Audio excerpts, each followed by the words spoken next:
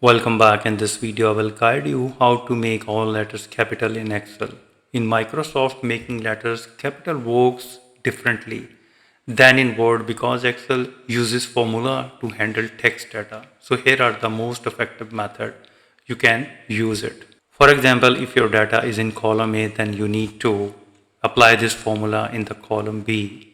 You need to put the equal sign and type upper, open the bracket, select the cell's reference, close the bracket, hit enter. And here is the simple way to make the all letters capital in Excel. So click or drag it down. Moreover, if you are working with thousands of rows and want a permanent change, then select your data and click on the data on the ribbon and click on the table and range. Click OK to apply.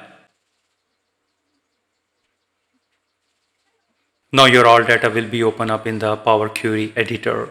So in the Power Query editor header, you need to right click and click on the transform and click on the upper case. And now click on the close and load. So Excel will return the capitalized data to the new sheet.